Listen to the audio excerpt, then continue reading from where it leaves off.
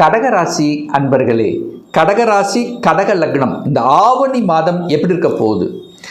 ஆவணி மாதத்தில் உங்கள் ராசியில் குரு பகவான் உச்சமாக உட்கார்ந்துருக்கார். அதாவது உங்களுக்கு பாக்கியத்தை தரக்கூடியவன். அதாவது கடகராசி அன்பர்களுக்கு யோகத்தை தரக்கூடிய ஒரு கிரகம் அப்படின்னா அது குரு பகவான் தான்.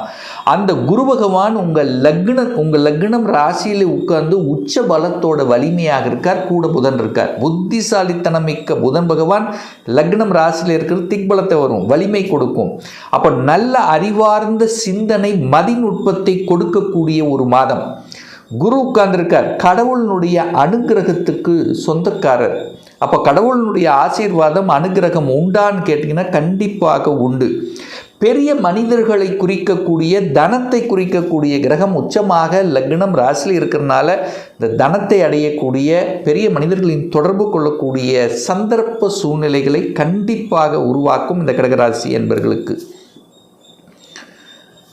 ரெண்டாம் அதிபதி, குடும்பாதிபதி, தனாதிபதி, வாக்காதிபதி என்று சொல்லக்கூடிய சூரிய பகவான் ஆட்சி பலத்தோட வலிமையாக இருக்கார். அப்போ ரெண்டுக்குரியவன் வலிமை, குடும்பம் வலிமையாக இருக்குது, வாக்கு வலிமையாக இருக்குது. சூரியனை போல இருக்கக்கூடிய சூரியன் எப்படி ஒரு ஸ்ட்ரைட் ஃபார்வர்டாக இருக்கிறதோ, சூரியன்ங்கிறது தன்னம்பிக்கைக்குரிய கிரகம். தன்னம்பிக்கையோடு செயல்படக்கூடிய, வெற்றி அடையக்கூடிய, அரசாங்க ஆதரவை கொடுக்கக்கூடிய அமைப்பு நிச்சயமாக உண்டு. கேது இருக்குது. சில தடைகள், சில ஞானத்தை கண்டிப்பாக கொடுக்கும். அப்போ என்ன, சில விஷயங்களில் இந்த கடகராசி என்பவர்கள் குடும்பத்தில் கேது அங்கே இருக்கிறதுனால கொஞ்சம் அனுசரித்து கொஞ்சம் விட்டு கொடுத்து போகணும் அப்படிங்கிறத மைண்டில் வச்சுக்கோங்க. அங்கே சூரியனும் கேது சேர்ந்துருக்கு. அப்போ சூரியன் கேது சேரும்போது அங்கே ஒரு தொந்தரவு இருக்குது. சூரியன் வலிமையாக இருக்குது, அப்போ ஒரு தொந்தரவு இருக்குது. நீங்கள் அதிகாரத்தில் இருப்பீங்க, அங்கே அதிகாரத்தில் ஒரு தொந்தரவும் இருக்குது அப்படிங்கிறதையும் மைண்டில் வச்சுக்கோங்க. மூன்றாம் அதிபதியாக இருக்கக்கூடியவர் புதன் பகவான் இந்த மாதத்தினுடைய இறுதியில், அதாவது 21ஆம் தேதி ஆவணி மாதம் 21/7/9 அங்கே உச்சபலம் அடைகிறார், வலிமை பெறுறார். முயற்சி ஸ்தானாதிபதி வலிமை பெறுகிறது. அப்போ முயற்சியால், தன்னம்பிக்கையால் தான் மனசில் நினச்சதை ஒரு வேகமாக விரைவாக செயல்படக்கூடிய அமைப்பு இந்த மாதம் உண்டு. அதில் மாற்று கருத்து இல்லை. நான்காம் அதிபதி 4ஆம் இடத்திலேயே ஆட்சி பலத்தோடு இருக்கக்கூடிய மாதம் இந்த ஆவணி மாதம். இது எப்போ சார் இது நடக்குது அப்படின்னா ஆவணி மாதம் 16 தேதி. நாளுக்குரியவன் வலிமை பெறுகிறார். நாளுங்கிறது சுகம் வலிமை பெறப்போகிறது. தாய் நன்றாக இருக்க போகிறது. தாய் சார்ந்த விஷயத்தில், ஏன்னா தாயின் மீது அளவு கடந்த அன்பையும் பாசத்தை கொடுக்கக்கூடியவர்கள் நீங்கள். சில சமயங்களில் பார்த்திங்கன்னா ஏதோ ஒரு வகையில் தாயை விட்டு பிரிஞ்சிருக்கிறது, தாயோட கருத்து வேறுபாடு, தாய் சார்ந்த உடல்நலத்தில் சின்ன தொந்தரவுகள், இது எல்லாமே சரி செய்யக்கூடிய, சீர்படுத்தக்கூடிய, சமநிலைப்படுத்தக்கூடிய ஒரு நல்ல மாதமாக அமைகிறது. சொத்து சேர்க்கை சூப்பராக இருக்க போகுது.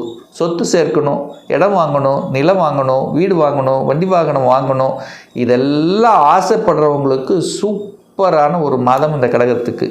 அப்போது வாங்கணும் என்கின்ற எண்ணம் இருந்தால் தாராளமாக வாங்கி கொள்ளலாம். சார் எப்படி சார் சொல்கிறீங்க? 4ஆம் அதிபதி தான் இடத்துக்கு, நிலத்துக்கு, வண்டி வாகனத்துக்குரிய ஒரு ஸ்தானம். அவர் ஆட்சியாக இருக்க போகிறார். சுக்கிரனும் அதே தான். சுக்கிரன்னா வீடு, வண்டி, வாகனத்துக்கு காரக கிரகம். அவரும் அங்கேயே உட்கார்ந்துருக்கார். அப்போ இதெல்லாம் செயல்படுத்துவதற்கு உகந்த பாக்கியாதிபதி உங்கள் தலைமையிலேயே உட்கார்ந்துருக்கார். ஒரு நல்ல அமைப்பு.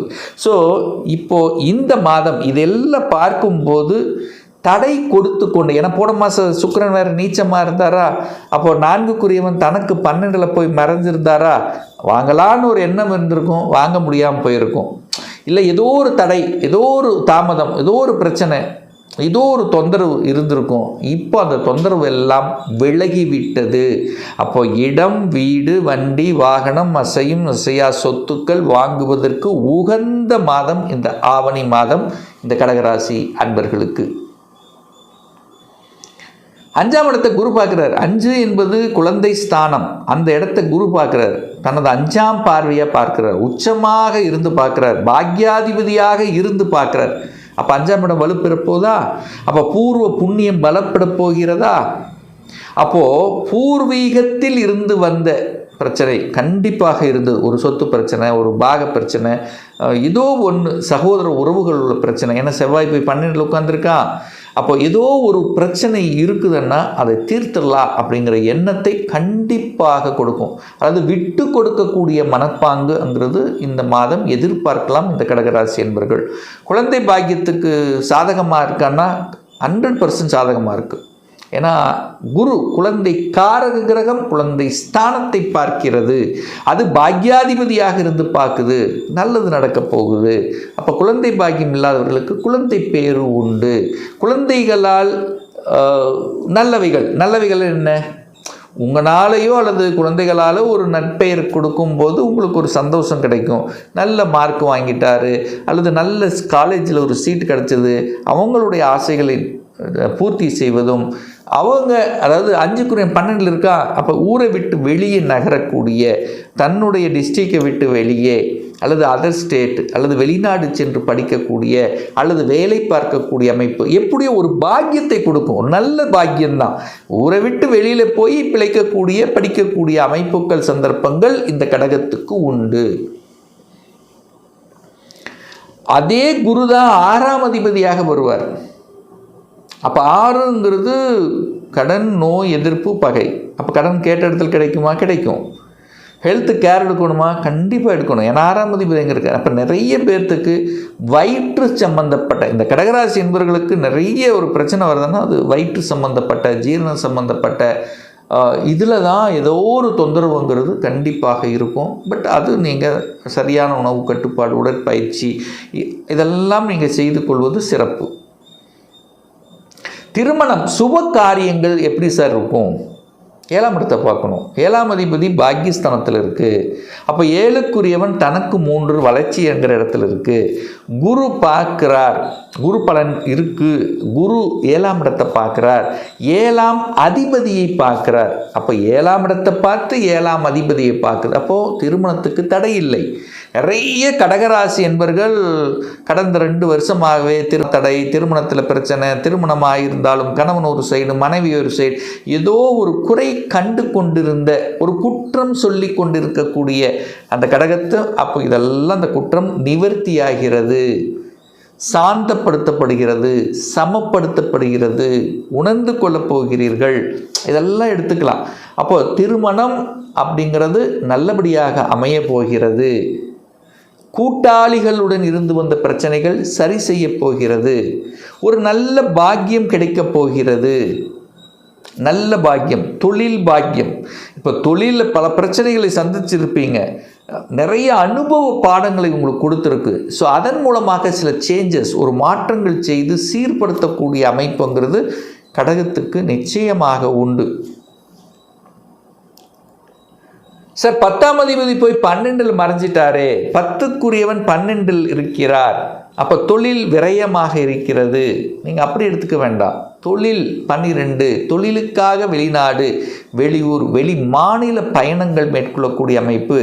இன்னொரு தொழிலை செய்யணும். ஏன்னா 10க்குரியவன் தனக்கு 3ஆம் இடத்தில் இருக்கார் அல்லவா? அப்போ இன்னொரு தொழிலை செய்யணுங்கிற எண்ணங்களை கொடுக்கும். முதலீடு செய்வதற்குண்டான அமைப்புகள் சந்தர்ப்பங்கள்ங்கிறது கண்டிப்பாக கடகத்துக்கு ஏற்படுத்தும். அதில் மாற்று கருத்து இல்லை. அப்போது 10க்குரியவன் 12ல் அமைஞ்சார். ஆனால் 11க்குரியவன் நீச்சமாகி இப்போது ஆட்சி பலம் அடைய போகிறார். அப்போது ஓரளவுக்கு செஞ்சிருந்தாலும் இப்போது லாபம் கொடுக்கக்கூடிய அமைப்பு உண்டு. அப்போ லாபத்தை எதிர்பார்க்கக்கூடிய ஒரு மாதமாக இந்த கடகத்துக்கு அமைய போகிறது. நீங்கள் என்ன தொழில், என்ன வேலை, என்ன இருந்தாலும் ஒரு நல்லது நடக்கக்கூடிய, ஒரு சிலருக்கு ப்ரொமோஷன் கிடைக்கும், ஒரு சிலர் மாற்றங்கள், டிரான்ஸ்ஃபர் கிடைக்க, அதாவது விரும்பிய இடத்துக்கு டிரான்ஸ்ஃபர் கிடைக்கக்கூடிய அமைப்பு, அல்லது ஸ்டேட் கவர்மெண்ட் சென்ட்ரல் கவர்மெண்ட் மாறக்கூடிய அமைப்பு. சூரியன் வேறு வலுவாக இருக்கா, அப்போ அதிகாரம் கிடைக்கக்கூடிய அமைப்பு. அரசாங்கம், நிறைய பேர் அரசாங்க வேலை ட்ரை பண்ணி கிடைக்கல, இப்போ ஸ்ட்ராங்காக கிடைக்கக்கூடிய அமைப்பு. அப்போது அதுக்கான எண்ண ஓட்டங்கள் சரியாக செயல்படுத்தக்கூடிய வாய்ப்புகள். ஸோ இது மாதிரி நல்ல விஷயங்கள் கொடுக்கக்கூடிய ஒரு மாதமாக இந்த ஆவணி மாதம் அமையப்பெறுகிறது. சார் தெய்வ வழிபாடு இந்த ஆவணி மாதம் அப்படின்னு எடுத்துட்டா, ஆவணி மாதம் 19ஆம் தேதி 5/9/2026 சனிக்கிழமை சனி பகவானுடைய ஜெயந்தி, பிறந்த நாள் வருகிறது. ஸோ அன்றைய தினம் யாருக்கெல்லாம் சனி புத்தி நடந்துட்டுருக்கோ அல்லது தொழில் சார்ந்த விஷயத்தில் நிறைய இடர்பாடுகள் தொந்தரவு இருக்குது, இன்னும் கடன் இருக்குது, பிரச்சனையாக இருக்குது, யாருக்கெல்லாம் திருமணம் நடக்கலை, யாருக்கெல்லாம் தனக்கு ஒரு நல்ல பாக்கியத்தை அமைத்து கொடுக்க முடியல, தொழில் ரீதியாக போராடி கொண்டிருக்கக்கூடிய அத்துணை கடகராசி என்பவர்களும் அன்றைய தினம் சனி பகவானை, அதாவது நவ கிரகத்தில் இருக்கக்கூடிய சனி பகவானை சென்று அன்றைய தினம் வழிபடுவது நல்ல ஒரு மேன்மையை உங்களுக்கு ஏற்படுத்தி கொடுக்கும். அதே போல் ஆவணி மாதம் 26ஆம் தேதி 12/9/2026 சனிக்கிழமை அன்னைக்கு செவ்வாய் பகவானுடைய ஜெயந்தி. அந்த செவ்வாய் தான் இந்த கடகத்துக்கு ராஜ யோகத்தை தரக்கூடிய கிரகம், 5ஆம் அதிபதி 10ஆம் அதிபதி. அப்போது ஒரு பூர்வ புண்ணியம், குழந்தைகளால் ஒரு மனமகிழ்ச்சி சந்தோஷம் கிடைக்கக்கூடிய அமைப்புகள், தொழில் விருத்தி அடையக்கூடிய தன்மை. செவ்வாய்ங்கிறது அதிகாரம் மேன்மை தரக்கூடிய அமைப்பு. ஒரு இடம் வாங்கணும், வீடு வாங்கணும், வண்டி வாகனங்கள் வாங்கணும், இந்த சகோதர உறவுகளில் பிரச்சனை, இந்த மாதிரி அந்த பாக்கியம் கிடைக்க முடியாமல் இருக்கின்றவர்கள், அதிர்ஷ்டம் இல்லாதவர்கள், எனக்கு ஒரு அதிர்ஷ்டம் அப்படின்னு நினச்சிட்டு இருக்கிறவங்க, இவங்க எல்லாருமே அன்றைய தினம் நவகிரகத்தில் இருக்கக்கூடிய செவ்வாய் பகவான் அல்லது முருகப்பெருமானை சென்று வழிபட்டிங்கன்னா நிச்சயமாக நன்மை எதிர்பார்க்கும். அதில் எந்தவித மாற்று கருத்தும் கிடையாது.